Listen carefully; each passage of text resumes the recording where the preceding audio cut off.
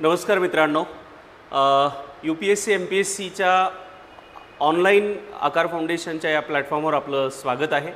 आज आपण MPSC द्वारा जो बदललेला सिलेबस आहे त्यातील विशेषतः मुख्य परीक्षा जी 2023च्या पासून जो वर्णनात्मक झालेला बदल आहे त्या संदर्भानं GS मधील जो एक पार्ट आहे त्या सगळ्यांची आपण माहिती घेतोय की सिलेबस हा मोघम देण्यात आलेला आहे। तर त्याच्यामधले डिटेल कंटेंट काय काय असायला पाहिजेत, कोणकोणत्या घटकांची आपल्याला तयारी करायची आहे, त्यासाठी सध्या कुठले रेफरन्सेस अवेलेबल आहेत अशा संदर्भानं या आधीच्या लेक्चरमध्ये आपण हिस्ट्रीचा टॉपिक बघितला, ज्यामध्ये आर्ट अँड कल्चर बघितलं, ज्यामध्ये भक्ती मोमेंट बघितलं, त्यानंतर मिडिवल एन्शियंट मिडिवलमधला जो आर्ट अँड कल्चर आणि मिडिवलचा जो पार्ट आहे त्यामध्ये कशावर मुख्यतः भर राहील ते आपण बघितलं।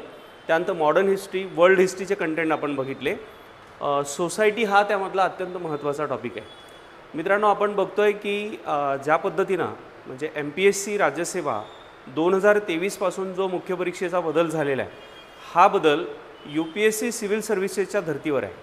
सो इथे एक बाब अत्यंत महत्त्वाची आहे की झालेल्या बदलासाठी आपल्याला स्वतःला तर तयार करायचंच आहे, वर्णनात्मक म्हणजे डिस्क्रिप्टिव्ह मॅनरनी स्वतःला प्रिपेअर तर करायचंच आहे। ही एकीकडे स्वतःला इनरिच करण्याची आपली असलेली जबाबदारी, दुसरीकडे UPSCचा पॅटर्न जसाच्या तसा घेतल्यामुळं यामध्ये महाराष्ट्रातला जो विद्यार्थी वर्ग UPSCची तयारी करतो आहे हा वर्गसुद्धा आपल्यासोबत राज्यसेवा परीक्षेला राहणार आहे, ही बाब इथे आपण अधोरेखित करणं गरजेचं आहे। सो अशा स्थितीमध्ये UPSC प्रिपेअर करणारा विद्यार्थी ज्या स्टँडर्डचं स्टडी मटेरियल वापरतो आहे, ज्या स्टँडर्डचे रेफरन्सेस वापरतो आहे, त्यामध्ये कुठेही आपण कमी पडायला नको याची काळजी आपल्याला घेणं गरजेचं आहे। सो आज आपण सोसायटी हा जो टॉपिक आहे यावर संवाद करणार आहोत। यातील प्रमुख घटक कोणते नेमके आपण अभ्यासले पाहिजेत, त्याचा करंट रिलेट असलेल्या टॉपिकशी काय संबंध आहे हे आपण बघणार आणि यासाठी आवश्यक कोणती पुस्तकं आपण वाचणार आहोत ते सुद्धा आपण बघणार। आपल्या संस्थेच्या माध्यमातून राज्यसेवा 2023साठी जी इंटिग्रेटेड बॅच असणार आहे ऑफलाईन आणि ऑनलाईन, याचे डिटेल्स मी सत्राच्या अखेर आपल्याला देणारच आहे। फक्त ही ऑफलाईन ऑनलाईन बॅच नागपूरला आणि ऑनलाईन कोणीही याला जॉईन करू शकतो। राज्यसेवेच्या ह्या 21 ऑगस्टच्या परीक्षेसाठी टेस्ट सिरीजसुद्धा आपली ऑफलाईन आणि ऑनलाईन स्वरूपात सुरू आहे। याशिवाय UPSC सिव्हिल सर्व्हिसेसची इंटिग्रेटेड बॅच जी 2023ला होणाऱ्या बॅचसाठी ऑफलाईन स्वरूपात पुणे नागपूर आणि ऑनलाईन स्वरूपात सुरू आहे।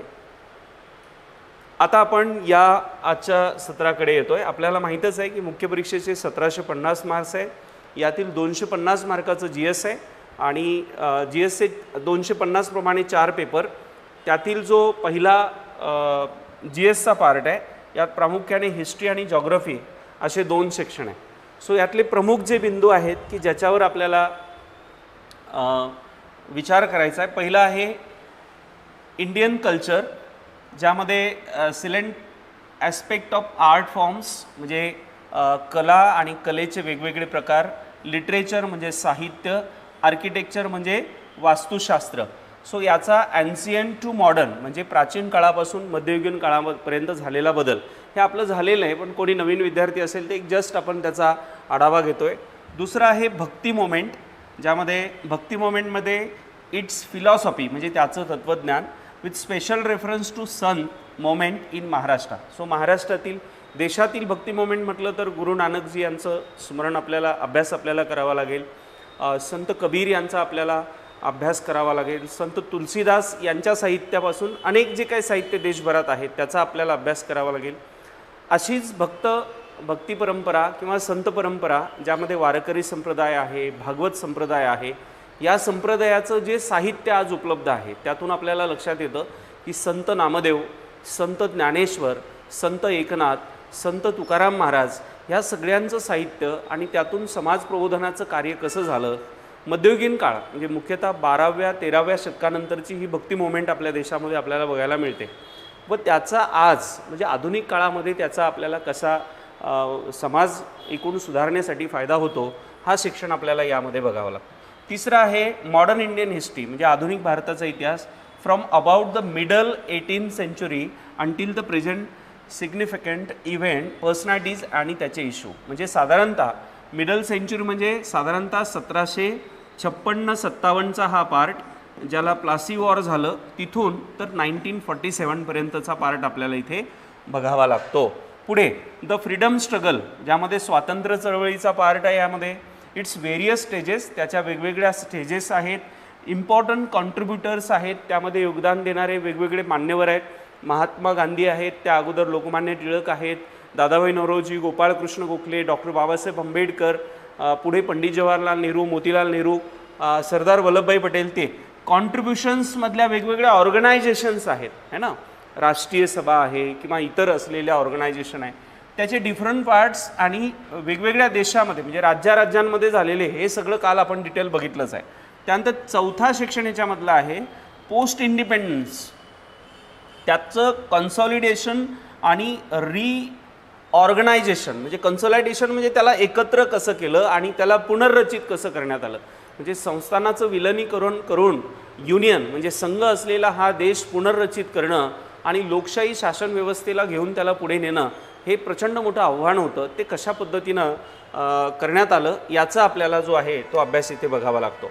त्यानंतर पाचवा शिक्षण यातला होता हिस्ट्री ऑफ द वर्ल्ड, है ना, will include events from the 18th century म्हणजे 18व्या शतकापासून, सच ॲज इंडस्ट्रियल रिव्होल्युशन म्हणजे औद्योगिक क्रांती, वर्ल्ड वॉर म्हणजे जागतिक युद्ध, त्यानंतर रिड्रॉल ऑफ नॅशनल बाउंड्रीज म्हणजे वेगवेगळ्या देशांतर्गत ज्या बाउंड्रीज तयार झाल्या, वसाहतवादीचा अंत झाला, साम्राज्यवाद्याचा जसं अंत होऊ लागला तसतसे देश निर्माण झाले आणि या देशाच्या ज्या बाउंड्रीज तयार झाल्या त्याचा अभ्यास आपल्याला इथे करावा लागतो. त्यानंतर कॉलनायझेशन म्हणजे वसाहतवाद, त्यानंतर डिकॉलनायझेशन म्हणजे वसाहतवादीचा अंत, त्यानंतर पॉलिटिकल फिलॉसॉफी म्हणजे राजकीय तत्त्वज्ञान म्हणजे आता ग्रीक फिलॉसॉफर सॉक्रेटस असेल, प्ल्युटो असेल, ॲरिस्टॉटल असेल, थोरो असेल, तिथून भारतीय फिलॉसॉफर्स ज्यामध्ये स्वामी विवेकानंद आहेत, महात्मा गांधी आहेत, बाबासाहेब आंबेडकर आहेत, दादाभाई नौरोजी आहेत, गोपाळकृष्ण हे गोखले आहेत, ह्या सगळ्यांचा अभ्यास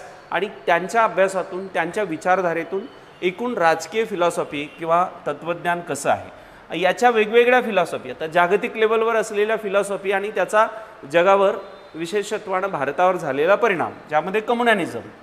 आता कम्युनिझममध्ये म्हणजे ज्याच्यामध्ये आपण म्हणू की जातीवाद म्हणा किंवा जातीमध्ये विभागल्या गेलेला, वर्गामध्ये विभागल्या गेलेला समाज, त्याच्यानंतर एक कॅपिटलिझम म्हणजे भांडवलवाद, ही एक वेगवेगळी विचारधारा आहे. साम्राज्यवादाने ह्या विचारधारा पुढे आणल्या आणि त्याचा फॉलोअर्स असलेल्या लोकांचा एक संघटन जे आहे ते तयार झालं. सोशलिझम आहे, समाजवाद आहे, त्याचे वेगवेगळे फॉर्म्स आहेत, इफेक्ट्स आहे आणि सोसायटीला त्याचा कसा परिणाम झाला. आता आजचा जो आपला विषय आहे की ज्याच्यावर आपल्याला पुढचं जे लेक्चर आहे ते बघायचं आहे तो हा सेक्शन आहे, सलेंट फीचर्स ऑफ इंडियन सोसायटी. म्हणजे डायव्हर्सिटी ऑफ इंडिया म्हणजे विविधतेमध्ये एक असलेला आपला भारत देश, या भारत देशामध्ये इंडियन सोसायटी म्हणजे भारतीय समाज कसा आहे, जागतिक पातळीवर याचा म्हणजे ॲन्शियंट, मिडिवल, मॉडर्न कसा विकास होत गेला, जगाचा कसा विकास झाला, भारतीय समाजाचा कसा विकास झाला, या विकासामध्ये सगळ्या घटकांचा विकास झाला का आपल्या देशामध्ये काही ठराविक घटकच उन्नत आणि प्रगत असलेले आपल्याला दिसतात का, बहुसंख्य आपल्या देशातला जो समाज आहे तो आजही ज्या मूलभूत त्यांच्या जीवनावश्यक गरजा आहेत तिथपर्यंतही तो पोचू शकला नाही. तर ह्या सामाजिक विषमतेचे काय परिणाम आहे. मग आता सामाजिक विषमता ही जाती, वर्ग आणि धर्मांमध्ये असलेली विषमता वेगळी, पण आर्थिक मानकांवर ज्या वेळेला आपण त्याचा विचार करतो त्याची काय कारणं असू शकतात, तर याला आपण थोडं डिटेल आज घेऊ आणि याचे रेफरन्सेससुद्धा बघू. तर जे कोणी ऑनलाईन विद्यार्थी मित्र जॉईन आहेत त्यांना माझी रिक्वेस्ट असेल की त्यांचे काही क्वेश्चन्स असतील तर त्यांनी अवश्य या ऑनलाईनच्या चॅटमध्ये टाकावीत, त्यावर मी उत्तरं देईल. सो आजचा जो टॉपिक आहे आपला silent feature of Indian society म्हणजे भारतीय समाज. आता भारतीय समाज म्हणजे काय, आता आपल्याला याच्यासाठी कुटुंबापासून सुरुवात करावी लागेल ना. इंडियन सोसायटी आणि त्याची विविधता. मग आता याचा आपल्याला विचार करावा लागेल की समाज म्हणजे काय, कुटुंब म्हणजे काय. Just a second.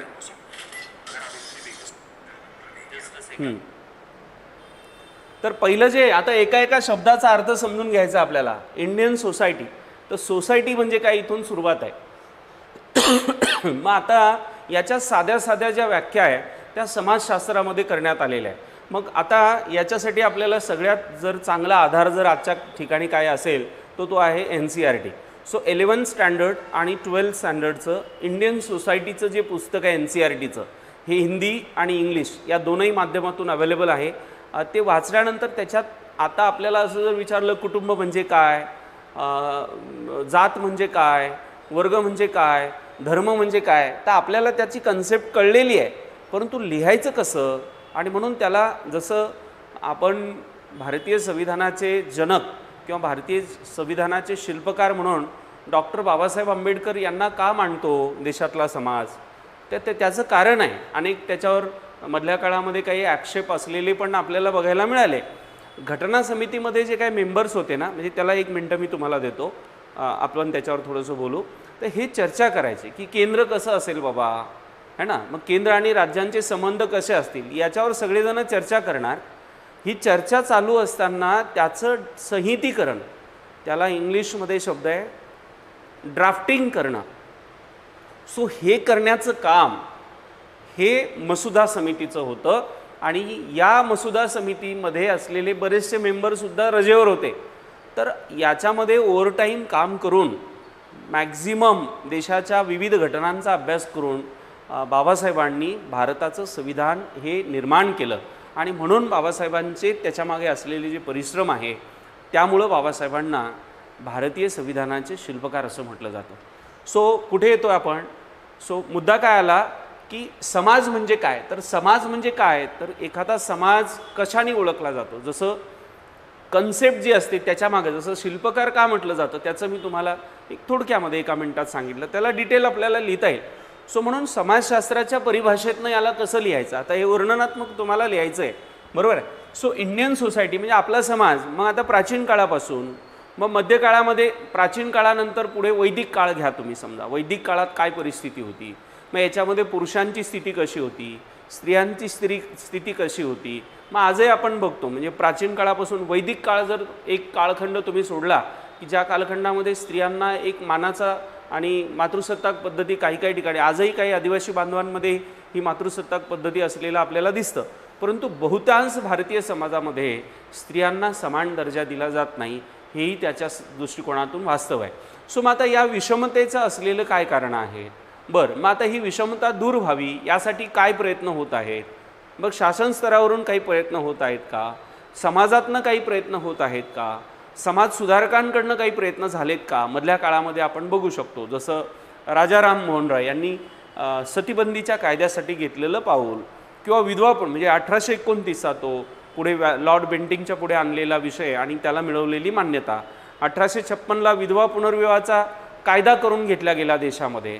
सो हे कायदे करण्याची गरज आपल्या देशामध्ये का पडली. मग पुढे शिक्षणाचाही अधिकार आपल्या देशामध्ये नव्हता. म्हणजे 1858ला स्त्रियांना शिक्षण आणि संपत्तीमध्ये समान अधिकार द्या ही बाबासाहेबांची भूमिका होती. परंतु त्यात तत्कालीन पुरुषप्रधान असलेल्या राष्ट्रीय सभेमध्ये तिथं तर बहुमत होतं, तर काय बाबा ठराव मांडला आणि पराभव होईल अशी परिस्थिती नव्हती. परंतु त्याला मान्यता न दिल्यामुळं बाबासाहेबांनी कायदामंत्री या पदाचा राजीनामा दिला होता. म्हणजे सत्य म्हणजे ट्रूथ, सत्यासाठी सत्तेला, म्हणजे ज्याला पॉवर म्हणतो आजच्या काळामध्ये, जी शाश्वत नसते परंतु ती राहावी असं आत्ताच्या राज्यकर्त्यांना वाटतं. म्हणून ते गट घेऊन कोणी आसामला जातं आहे, कोणी गुवाहाटीला जातं आहे आणि सगळे सरकार हे पडतं आहे, आज हे राहणार की उद्या जाणार अशी सगळी परिस्थिती राज्यामध्ये असलेली आपल्याला दिसते. असे राज्यकर्ते आपलं सगळ्यांचं मी म्हणेल की सुदैव आहे की स्वातंत्र्य चळवळीला लढा देत असताना असे राज्यकर्ते जे आज आपल्याला दिसतात ना की स्वतःच्या स्वार्थाच्या भाकऱ्या वाजण्यासाठी राजकारणात जाणारे, आत्ताचे राज्यकर्ते स्वातंत्र्याच्या वेळेला नव्हते. हे आपल्या देशातील नागरिकांचं सुदैव म्हणावं लागेल की तेव्हा त्याग आणि समाजाची सेवा म्हणून राजकारणाकडे बघणारी मंडळी होती, है ना. म्हणून देशाला स्वातंत्र्य मिळालं आणि अत्यंत प्रतिकूल परिस्थितीमध्ये IIT, IIM सारखे विद्यापीठं किंवा त्याच्या ऑर्गनायझेशन्स, वेगवेगळे प्रोजेक्ट देशामध्ये झाले आणि देश आपला प्रगतीकडे आज आपल्याला असलेला आपल्याला दिसतो. तर मग आता त्याच्यामध्ये मग महात्मा ज्योतिराव फुले यांचं कार्य, क्रांतीज्योती सावित्रीबाई, तर समाज म्हणून आपल्याला त्याचे अनेक अँगल्स आहेत ते आपल्याला बघावे लागतात. याची वर्गविविधता आपल्याला बघावी लागते. आता वर्गविविधतेनंतर धर्माचं वाढलेलं प्रस्थ आणि या धर्मामध्ये जर एखादा शोषित घटक असेल तर त्याच्यासाठी आलेले विकल्प, जसं बौद्ध धर्म हा वर्गव्यवस्थेमध्ये एका विशिष्ट घटकावर अन्याय होतोय, म्हणून भगवान गौतम बुद्धांनी वर्गव्यवस्थेचा दिलेला एक सक्षम विकल्प म्हणजे आपण असं म्हणू की बौद्ध धर्म आहे, किंवा पुढच्या काळात भगवान महावीरांनी दिलेला जैन धर्म आहे. So Indian society from ancient to modern आपल्याला याच्यामध्ये अभ्यासावी लागते. ओके, पुढे काय? पुढे डायव्हर्सिटी ऑफ इंडिया, भारताची विविधता कशी आहे. भारतामध्ये प्रत्येक बाबतीत विविधता आहे. धर्माच्या बाबतीत विविधता आहे, जातीच्या बाबतीत विविधता आहे, वर्गाच्या बाबतीत विविधता आहे, सामाजिक विविधता आहे, आर्थिकसुद्धा विविधता किंवा विषमता म्हणू आपण सरळ त्या भाषेमध्ये, आहे ना. सो याची कारणं काय आणि त्याच्या मी म्हणेल की विविधतेमध्ये एकता असावी यासाठी पुढच्या काळात उचलल्या गेलेली पावले, ज्याला धर्मनिरपेक्षता आपण असं म्हणू. मग तो एक ग्रंथ की या विविधतेमध्ये असलेल्या भारताला एकसंघ बांधण्याचं काम करतो, तो म्हणजे भारताचं संविधान, है ना. मग त्याचा अभ्यास आपल्याला इथे डायव्हर्सिटी इन इंडिया, कशा पद्धतीची डायव्हर्सिटी आहे, है ना. Role of woman and woman's organisation, बरोबर आहे. Role of woman and woman's organisation म्हणजे स्त्रियांचा रोल म्हणजे भूमिका आणि त्या संबंधांनी काम करणाऱ्या वेगवेगळ्या संघटना किंवा संस्था. आता रोल ऑफ वुमनपासून, आता रोल ऑफ वुमन तुम्हाला वैदिक काळात मिळतो, मध्यकाळामध्ये फारच कमी, म्हणजे भक्ती मोमेंटमध्ये तुम्हाला फारच कमी महिला की ज्या प्रबोधनासाठी पुढे येताना दिसतात. पण नंतरच्या काळात म्हणजे आधुनिक काळामध्ये तुम्ही जर बघाल तर महिला यांचा जो काय एकूणच वाटा आहे किंवा त्यांच्या वेगवेगळ्या ऑर्गनायझेशन, इव्हन स्वातंत्र्य चळवळीचा जर तुम्ही विचार केला तर 1885 ते पुढे म्हणजे 1857ला तुम्हाला रिव्होल्टमध्ये झाशीची राणी यांचं काम दिसते, बेगम हजरत महल यांचं काम दिसते. पुढे जर तुम्ही 85पर्यंत गेला तर फार असं सक्षम सहभाग मोठ्या व्यापक स्वरूपात आपल्याला दिसत नाही. मग जहालमध्ये पुढे आपण ज्या वेळेला जातो त्यावेळेला एक पुढे ॲनी बेझंट यांचं नेतृत्व दिसते. त्याच्यानंतर पुढे आपल्याला जवळपास 1947पर्यंत इवन नॉन कॉपरेशन मुवमेंटपर्यंतसुद्धा महिलांचा मोठ्या स्वरूपात सक्रिय सहभाग मिळत नाही. परंतु पुढे सविनय कायदेभंगाची जी मुवमेंट आपल्या देशामध्ये सुरू होते तोपर्यंत शिक्षणाचं बऱ्यापैकी आपल्या म्हणजे जमिनीमध्ये असं म्हणू की सुपीक पिकं लावल्या गेलेली होती, ज्याच्यामध्ये अनेकांना आपलं आयुष्य समर्पित करावं लागलं. महात्मा ज्योतिबा फुले असतील, सावित्रीबाई फुले होती आणि यातून शिक्षण घेतलेल्या ज्या महिला भगिनी होत्या ह्या सगळ्यांनी पुढे सविनय कायदेभंगापासून देशाच्या स्वातंत्र्य चळवळीमध्ये फार मोठं योगदान दिलेलं आपल्याला दिसतं. ओके, मग सरोजिनी नायडू यांचं उदाहरण तुम्ही घेऊ शकता किंवा इतर अनेक उदाहरणं पुढच्या काळामध्ये तुम्हाला घेता येईल. विजयालक्ष्मी पंडित आहेत, त्यानंतर इवन गांधीजींची ही जी काही मुवमेंट पुढच्या काळामध्ये एवढी डेव्हलप होऊ शकली, म्हणजे गांधीजींचे स्वतःचे जे पुत्र होते यांच्याकडे सुद्धा दुर्लक्ष झालं महात्मा गांधींना. म्हणजे एवढा मोठा हा महान माणूस ज्या व्यक्तीनं संपूर्ण आयुष्य देशाच्या स्वातंत्र्यासाठी समर्पित केलं, पण कुटुंबामध्ये पती म्हणून आणि बाप म्हणून कुठलाही रोल महात्मा गांधींचा नव्हता. याचा दोषही गांधींचे पुत्र पिता म्हणून बापूंना किंवा महात्मा गांधींना देत होते. अर्थात स्वतःचं कुटुंबाकडे दुर्लक्ष ठेवून देशासाठी हातावर निखारे घेणं ही काही साधारण गोष्ट नव्हती. मला तुम्हाला हे सांगायचं आहे की महात्मा गांधींचं हे जे यश आपल्याला दिसतंय की देशाला स्वातंत्र्य मिळवून देण्याचं, की ज्याबद्दल बोललं जातं ना, दे दी हमें आज़ादी बिना खडग बिना ढाल, साबरमती के संत तूने कर दिया कमाल. याच्या मागे जो बॅकबोन होता, जी ताकद होती ती कस्तुरबांची होती. कारण गांधी विस्ताराचं काम करत होते परंतु त्याला सावरण्याचं काम कस्तुरबा गांधी करत होत्या. आणि पुढच्या काळात महिलांचा जो सहभाग वाढला आहे त्याच्यामध्ये कस्तुरबा गांधी यांचं फार मोठं योगदान म्हटलं जायचं हे असलेलं आपल्याला दिसतं. सो वुमन ऑर्गनायझेशन, मग आता अशा पुढच्या काळात अनेक वुमन ऑर्गनायझेशन आहे. मग त्याच्यामध्ये उदाहरणार्थ तुम्ही शारदा सदन घ्या किंवा हिंगणे स्त्री शिक्षण संस्था महर्षी धोंडो केशव कर्वे यांनी सुरू केलेली ती संस्था घ्या, त्यानंतर SNDT श्रीमती नाथीबाई दामोदर ठाकरेसी विद्यापीठ पुढच्या काळामध्ये स्थापन झालं ते आहे. सावित्रीबाई यांनी घेतलेला पुढाकार आहे है ना. अशा अनेक पंडिता रमाबाई आहे, रमाबाई रानडे आहेत. सो हे महाराष्ट्रातली उदाहरणं मी तुम्हाला सांगितली. आता देशपातळीवरची आहेत, आंतरराष्ट्रीय स्तरावरच्या काही अशा ऑर्गनायझेशन आहेत ज्या मी पुढे तुम्हाला करंटमध्ये सांगतोच आहे. पुढे पॉप्युलेशन आणि त्याचे असोसिएटेड इश्यूज म्हणजे काय तर लोकसंख्या आणि लोकसंख्येला संबंधित असलेले त्याचे प्रश्न म्हणा किंवा समस्या म्हणा. आता लोकसंख्येचा आपण पाहतोच की जागतिक पातळीवर लोकसंख्येची काय स्थिती आहे. मग लोकसंख्येशी संबंधित वेगवेगळे प्रश्न आहेत. एखाद्या देशामध्ये तरुण लोकसंख्या असणं हे त्या देशाचं ॲसेट आहे. पण ॲसेट कधी आहे, ज्यावेळेला त्या देशाकडे तशी योजना आहेत, तसे इंडस्ट्रीज आहेत, त्या तरुणांना काम देण्यासाठी असलेलं इन्फ्रास्ट्रक्चर त्यांच्याकडे आहे. आणि जर नसेल तर मग तिथं बेरोजगारीची संख्या आहे. आज आता काही देश असे आहेत की त्यांच्याकडे तरुणांची संख्या कमी आहे. मग अशा देशांनी त्या देशामध्ये असलेले मॅक्झिमम वयोवृद्धांसाठी काही तशा पद्धतीच्या उपाययोजना करून ठेवल्यात का. म्हणजे पुढे आणखी साधारणतः आता 2022 चाललं आहे, पुढे 25-30 वर्षानंतर म्हणजे आज जे आपण भारत म्हणजे तरुणांचा देश असं म्हणतो, 30 वर्षानंतर या परिस्थितीमध्ये परिवर्तन आलेलं दिसेल. मग या दृष्टिकोनातनं आपल्या देशात काही प्रयत्न सुरू आहेत का, हाही तिथे अभ्यासाचा विषय आहे. मग लोकसंख्येशी संबंधित वेगवेगळे विषय आहेत. ग्रामीण भागातनं शहरी भागाकडे होत असलेलं स्थलांतरण हा विषय आहे. वाढत्या लोकसंख्येमुळं सामाजिक ज्या काय वेगवेगळ्या गरजा आहेत माणसाच्या, शिक्षण असेल, आरोग्य असेल, ट्रॅफिक आपण असं म्हणू की दळणवळण असेल, या सगळ्यांवर येणारा ताण, ओके, आणि यातून निर्माण होणारे वेगवेगळे प्रश्न, बेरोजगारीचा प्रश्न, ओके, या वाढत्या लोकसंख्येमुळं लोकांना अपुरी संसाधनं उपलब्ध होत असल्यामुळं त्यातून निर्माण होणाऱ्या वेगवेगळ्या समस्या.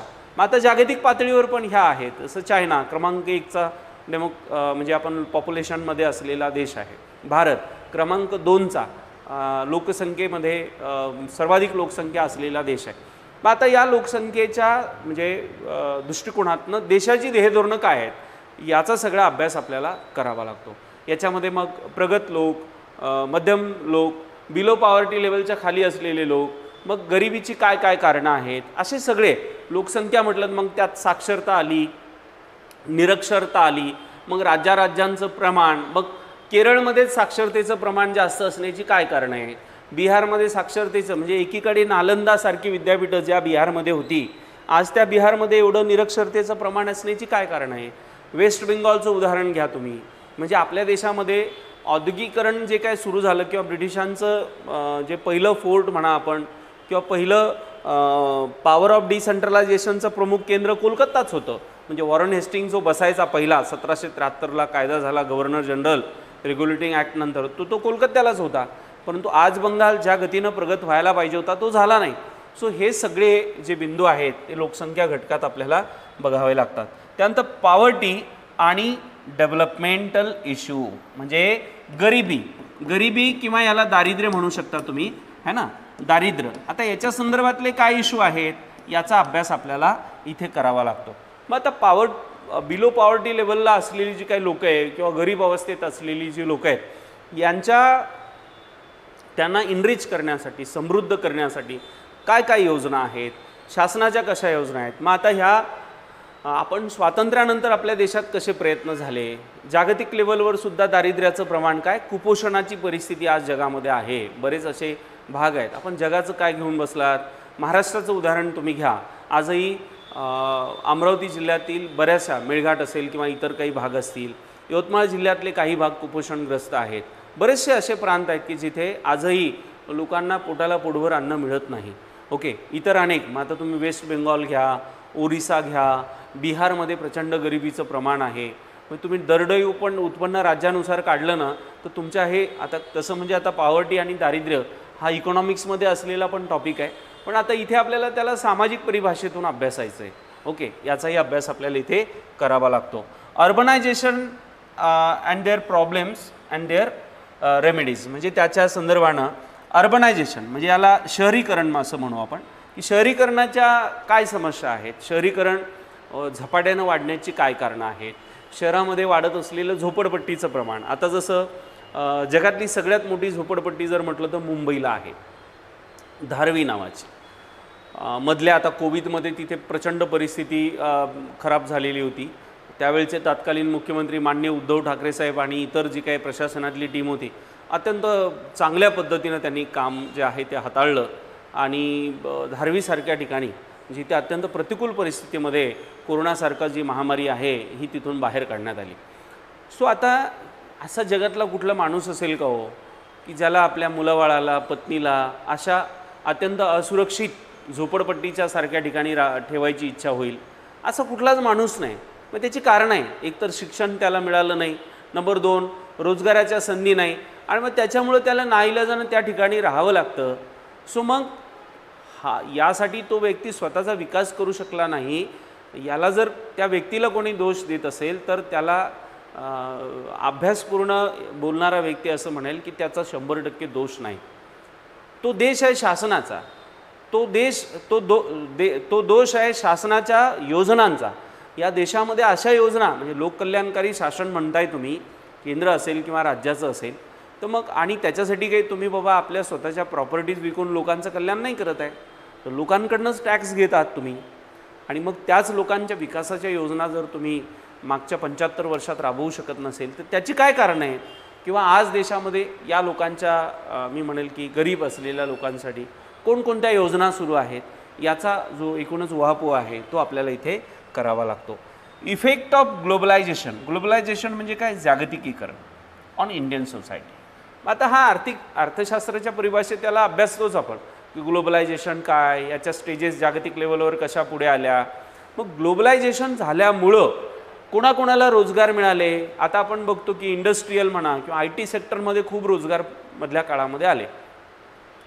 मग आता IT क्षेत्रामध्ये रोजगार आहे, मग आपल्या देशात IITN पास झालेला मुलगा हा बाहेर जातो. म्हणजे IITN आपल्या देशात पास झालेल्या जर विद्यार्थ्यांचं तुम्ही लिस्ट काढली ना तर याच्यातले 75% पोरं विदेशामध्ये जातात. मग IITचं शिक्षण तर पोरगा घेतो, IITमधनं वेगवेगळ्या इंजिनिअरिंगमध्ये तो शिक्षण घेतो, पण त्याच्यानंतर त्याला स्वतःचा विकास करायचा आहे किंवा त्याला चांगले उद्योग टाकायचे, त्याचा जो ॲक्सेस आहे तो आपल्या देशामध्ये त्याला मिळत नाही का?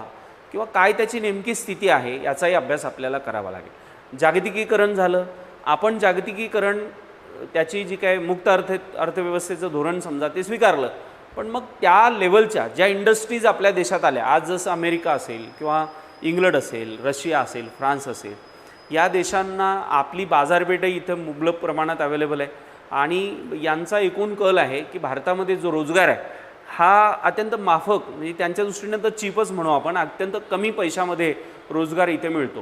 म्हणून त्या लोकांचा प्रयत्न असतो की हिंदुस्थानामध्ये इंडस्ट्रीज टाकायच्या. इथे एक तर त्याला रोजगारही मिळतो आणि रोजगारच मेन असतो. म्हणजे इंडस्ट्री तुम्हाला टाकायची आहे तर मॅनपॉवर, ह्युमन रिसोर्स सगळ्यात इम्पॉर्टंट असतं.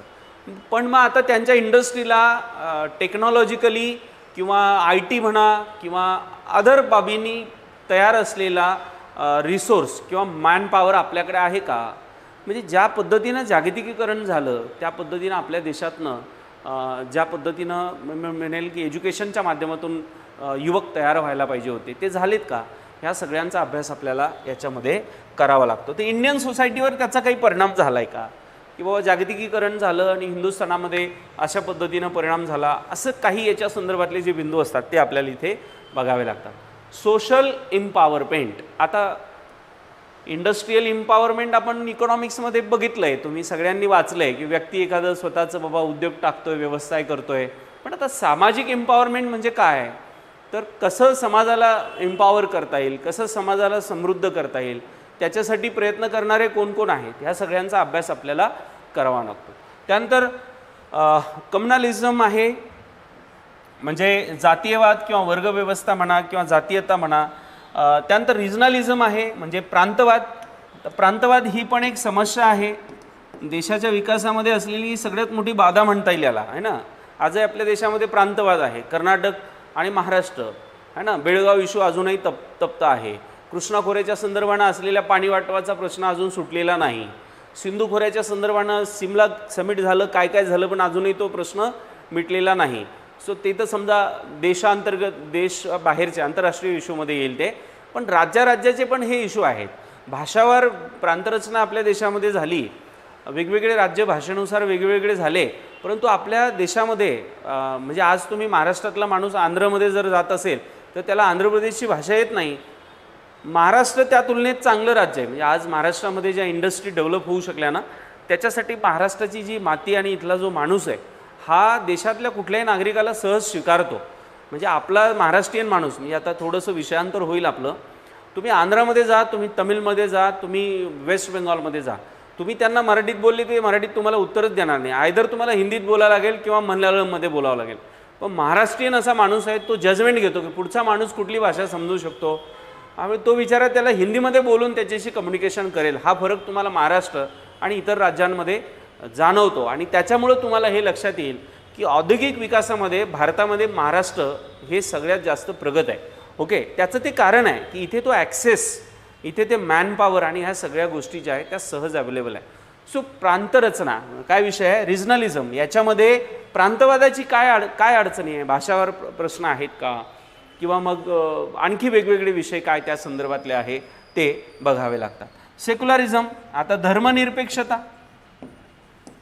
आता धर्मनिरपेक्ष राष्ट्र म्हणून आपण आपल्या देशाला स्वीकारलं ना भारतीय संविधानानुसार, पण तो ॲक्च्युअल तसं आहे का, त्याच्या संदर्भानं काय प्रगतीची एकूण कामं जी आहेत ती आपल्या देशामध्ये सुरू आहेत, शासनाचे काय त्या संदर्भानं ध्येयधोरणं आहेत, किंवा इतर या संदर्भानं असलेले जे काही विषय आहेत हे सेक्युलरिझममध्ये आपल्याला अभ्यासावे लागतात.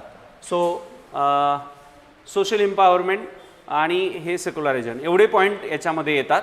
सो मराठीमध्ये जर आपण याच्यामध्ये आता जे आपण आत्ताच अभ्यासलं तेच हे आहे, भारतीय समाजाची ठळक वैशिष्ट्ये आणि भारतातील विविधता. दुसरं, समाज व राज्यनिर्मितीत महिलांची भूमिका, लोकसंख्या आणि त्याच्याशी संबंधित वेगवेगळे विषय. आता मी एक्सप्लेन केलं असल्यामुळे मी फक्त तुम्हाला वाचून दाखवतोय. गरिबी आणि त्याच्या विकासाशी संबंधित असलेले वेगवेगळे मुद्दे, शहरीकरण म्हणजे अर्बनायझेशन आणि त्याच्या समस्या व त्यावरील उपाय, भारतीय समाजावर जागतिकीकरणाचा झालेला परिणाम, त्यानंतर सामाजिक सशक्तीकरण, सांप्रदायिकता, प्रादेशिकता आणि धर्मनिरपेक्षता, सामाजिक दृष्टी म्हणजे इंडियन सोसायटीमध्ये या संदर्भानं जे काही प्रश्न येणार त्यावर आपल्याला उत्तरं सहजरित्या लिहिता आली पाहिजे. पुढे आता सम इम्पॉर्टंट ऑर्गनायझेशन, की अशा ऑर्गनायझेशन की ज्या सामाजिक सलोखा किंवा जागतिक लेवलवर सामाजिक सलोखा निर्माण व्हावा आणि सगळ्याच समाजाला विकासाची संधी मिळावी. मग आता समाजातला उपेक्षित घटक कोणता, आपण भारताचा जर विचार केला तर आपल्या देशामध्ये पुरुषप्रधान संस्कृतीचा जो अंकुश आहे तो प्राचीन काळापासून असलेला आपल्याला दिसतो. मग आता वंचित घटक कुठला यातला, तर महिला हा वंचित घटक आहे. मग महिलांच्या इम्पॉवरमेंटसाठी कोणी काम करतं आहे का, बालकांच्या इम्पॉवरमेंटसाठी कोणी काम करतं आहे का, कोणी अनाथ असेल म्हणजे किंवा अपंग असतील, विशेष म्हणजे आपण त्याला दिव्यांग म्हणूया, विशेष गरजा असलेली बालकं आहेत, मग यांच्यासाठी काय काम केलं जातं आहे, किंवा मग अपंग आपण असं म्हणू की अनाथ बांधव आहे त्यांच्यासाठी कोण काम करतं आहे, किंवा जे बिलो पॉवर्टी लेवलच्या खाली असलेले घटक आहेत त्यांच्यासाठी कोण काम करतं आहे. तर एकूण समाज जो आहे हा काही फक्त श्रीमंत माणसांनी बनत नाही. समाज म्हणजे देशातला प्रत्येक घटक, आणि हा प्रत्येक घटक विकसित जर या देशामध्ये म्हणजे भारतामध्ये एखाद्या गरीब कुटुंबामध्ये एखादा बालक जन्माला आला असेल तर या देशाच्या शासनकर्त्याचं कर्तव्य आहे की त्या बालकाला विकासाची संधी उपलब्ध करून दिली पाहिजे. आणि म्हणून देश म्हणजे काय, तर शहरातले रस्ते डांबराचे खोदले आणि सिमेंटचे तयार केले याला विकास म्हणता येणार नाही. शहरं चकाचक केली आणि ग्रामीण भागामध्ये रस्त्याचा पत्ता नाही, लोकांना पिण्याचं पाणी नाही, हॉस्पिटलच्या सुविधा नाही, आरोग्याच्या सुविधा नाही, असा जो विषमतेचा एकूण प्रकार आहे, यासाठी देश आणि जागतिक पातळीवर काम करणाऱ्या डेडिकेटेडली काम करणाऱ्या कोणकोणत्या ऑर्गनायझेशन्स आहे याचाही अभ्यास आपल्याला यामध्ये करावा लागतो. आता याच्यामध्ये युनायटेड नेशन ऑर्गनायझेशन आहे, तसंही आता आपण पाहतोय की जागतिक लेवलवर म्हणजे सेकंड वर्ल्ड वॉर झालं 1945ला, जगाला कोणालाच युद्ध नको होतं. विशेषतः ज्यांनी साम्राज्य निर्माण केलं त्या ब्रिटनला, त्या अमेरिकेला, त्या रशियाला, यांना कोणालाच युद्ध नको होतं.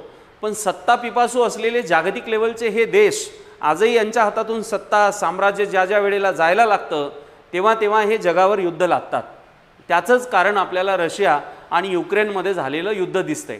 म्हणजे अध्यक्षीय पद्धती आणि हुकुमशाही पद्धतीनं मला हवं तसं काम करता यावं यासाठी व्लादिमीर पुतीन हा युक्रेनवर हल्ले करतो. मागील 3 महिन्यापासून युक्रेनवर हल्ले सुरू आहेत. तिथल्या सामान्य माणसांना ते हल्ले झेलावे लागतात. व्लादिमीर पुतीन तर Z+ सुरक्षेपेक्षाही मोठ्या सुरक्षेमध्ये बसला आहे. तर युद्धाचा सगळ्यात मोठा परिणाम कोणाला होतो, तर सामान्य माणसांना होतो. सो अशा स्थितीमध्ये समाजावर होणारे काय परिणाम आहे. मग अशा स्थितीमध्ये युनायटेड नेशन ज्या उद्दिष्टासाठी इस्टॅब्लिश करण्यात आलं 1945ला, की बाबा आता याच्यानंतर जगामध्ये युद्ध नको, का युद्धानं मानवी कल्याण होत नाही. मग आता हे युनायटेड नेशन निष्प्रभ होत असलेलं दिसायला लागलं आहे. तर तरी याची एक बाजू की हे काय काम करत आहे आणि दुसरी बाजू हे कुठे कुठे निष्प्रभ होत आहे, याचाही आपल्याला इथे अभ्यास करावा लागतो. त्यानंतर युनायटेड नेशन चिल्ड्रन्स फंड, ज्याला युनायटेड ॲक्च्युली हा लॉंग फॉर्म वेगळा आहे, United Nation International Children's Education Fund असं याला म्हणायचं. ओके. सो याच्यामध्ये विशेषतः चिल्ड्रन म्हणजे बालकांच्या विशेषतः पोषणाच्या गरजा, शिक्षणाच्या गरजा, आरोग्याच्या गरजा याच्यासाठी युनिसेफ खूप चांगल्या पद्धतीनं काम करतं. इंटरनॅशनल लेवलवरून यांना डोनेशन्स पण मिळतात. मग अशा पद्धतीनं यांचे कामं कुठे कुठे चालतात याचाही अभ्यास आपल्याला करावा लागतो. त्यानंतर WHO वर्ल्ड हेल्थ ऑर्गनायझेशनच्या माध्यमातून बालक असतील, स्त्रिया असतील, समाजातील हा वंचित घटक आहे, याच्यासाठी WHO कडनं म्हणजे जागतिक आरोग्य संघटनेकडनं सुद्धा काम केलं जातं. त्यानंतर आहे इंटरनॅशनल मॉनिटरी फंड.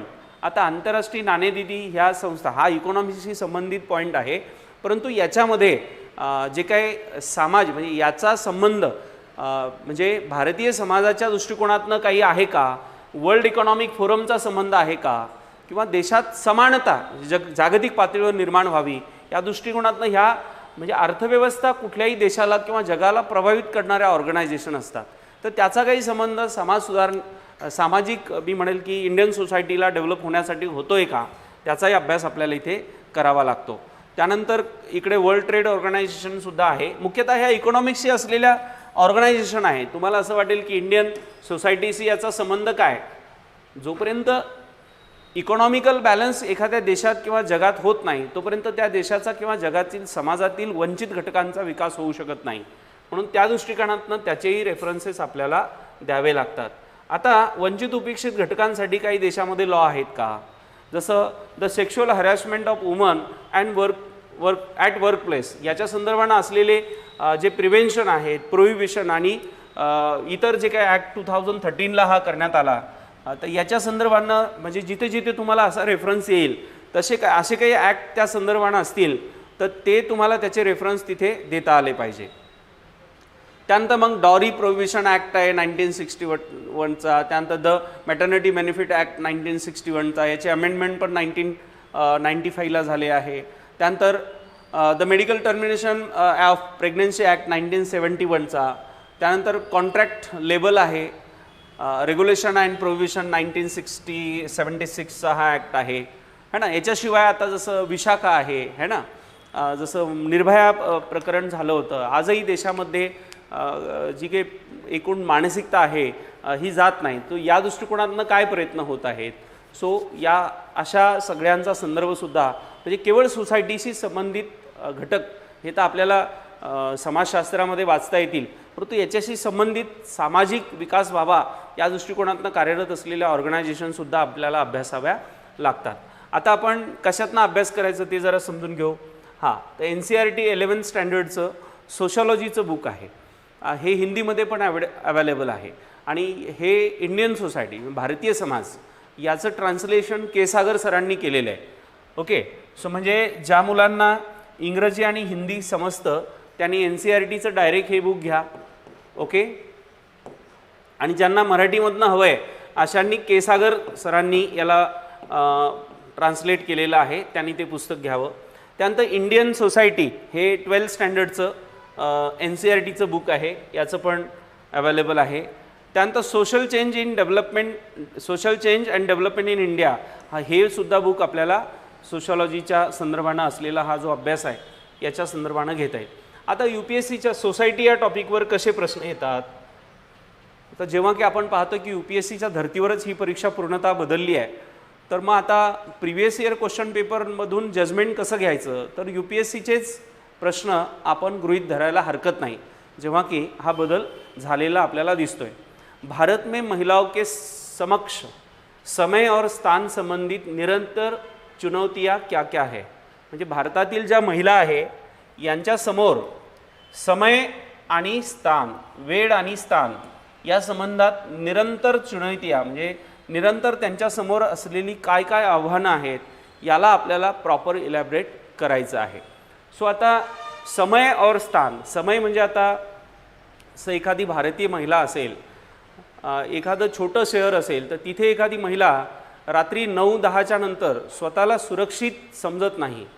पण आता तुम्ही मुंबईसारखा जर विचार केला तर मुंबईमध्ये एखादी स्त्री रात्री 11-12 वाजतासुद्धा ऑफिसचं काम असेल किंवा त्यांचं काही पर्सनल वर्क असेल ते करून त्या घरी येऊ शकतात. सो कुठे कुठे समाज आज एवढा प्रगत झाला की तो स्त्री आणि पुरुषांना समान पातळीवर लेखतोय आणि त्यांचा आदर करतोय.